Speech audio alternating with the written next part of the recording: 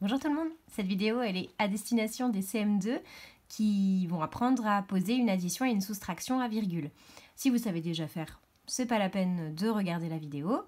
Et si vous ne savez pas faire, c'est le moment d'apprendre, donc je vais vous montrer. Alors imaginons qu'on ait 16,7 plus 4 plus 0,92 à poser. Alors déjà on va souligner le chiffre des unités, ça va nous aider à les aligner après par la suite. Donc, par exemple, dans 16,7, le chiffre des unités, c'est le 6. Les unités, c'est le chiffre qui est juste avant la virgule. Après la virgule, c'est un nombre qui n'est plus entier. Bon, dans 4, les unités, c'est 4. Et dans 0,92, les unités, c'est le chiffre avant la virgule. Donc, c'est le 0. Maintenant que j'ai fait ça, c'est facile. J'ai plus qu'à aligner mes unités. Donc, j'y vais. Un chiffre par carreau, comme d'habitude. 16,7 plus le 4 qui doit aller sous le 6 plus 0,92.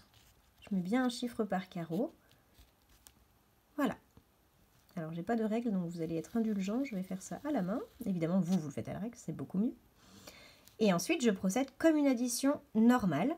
Donc, c'est pas grave si là, il n'y a pas de chiffre ici. Si ça vous perturbe, vous pouvez les remplacer par des zéros, mais c'est pas obligatoire. Je le fais pour le premier par exemple, mais après, c'est pas obligatoire de remplacer par des zéros. Donc ici, ça fait 2. 7 plus 9, ça fait 16. 7 plus 4, 11. Et 1 plus 1, 2. À la fin, j'oublie pas de mettre la virgule, donc je l'aligne avec les virgules que j'ai mises ici. Donc mon résultat, ça fait 21,62. En gros, c'est presque 21, 22. Je suis entre 21 et 22. J'aurais pu, avant, vérifier que j'étais bien entre 21, que je serais bien entre 21 et 22. Ma partie entière, c'est 16. Ici, c'est 4. Et 0,92, c'est presque 1. Donc, 16 plus 4, ça fait 20. Plus 1, ça fait 21. Donc, ça va. Mon résultat est logique. Je suis à peu près comme il faut. Ensuite, alors on va essayer maintenant avec la soustraction. Avec la soustraction, il y a une étape supplémentaire, sinon c'est exactement la même chose. Donc pas de panique, si vous avez compris l'addition, ça va être très facile. Alors imaginons, pour la soustraction, on est 43 moins 7,55. Alors on fait la même chose que pour l'addition, on va souligner le chiffre des unités. Ici, dans 43, vous êtes habitué, le chiffre des unités, c'est le 3. Et dans 7,55, le chiffre des unités, c'est le chiffre avant la virgule, si vous avez bien retenu. Donc c'est le 7. Je pose l'opération en alignant les unités. Donc 43 moins, alors est-ce que vous voyez où on place le 7? Voilà, sous le 3, 7,55. Et alors là, c'est l'étape à ne pas louper. Alors si j'avais eu un crayon rouge sous la main, je l'aurais fait avec un rouge, mais je n'ai pas prévu, donc on va le faire avec un noir. Ici, il va falloir compléter.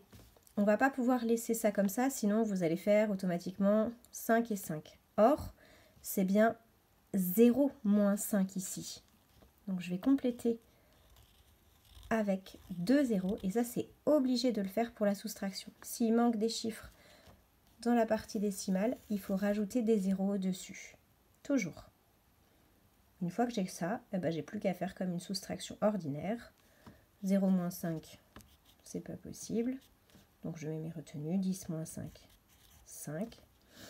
0 moins 6, impossible. Donc je mets mes retenues. 10 moins 6, 4. 3 moins 8, impossible. Je mets ma retenue. 13 moins 8, ça fait 5. Et 4 moins 1, ça fait 3. Je n'oublie pas la virgule à la fin. Et je trouve 35,45. Je vérifie si c'est logique mon résultat. J'avais environ 43 moins 7. Je devais trouver à peu près 36. Je ne suis pas très loin. 35,45. Je suis proche de 36. C'est donc logique. Voilà. J'espère que vous avez un peu mieux compris l'addition et la soustraction posées. Vous essayez les CM2. Si vous avez des difficultés à le faire, vous me tenez au courant par mail. Je vous réexpliquerai soit individuellement, soit je referai une petite vidéo. Donc vous me dites bien ça. Et maintenant, à vous de jouer. À bientôt!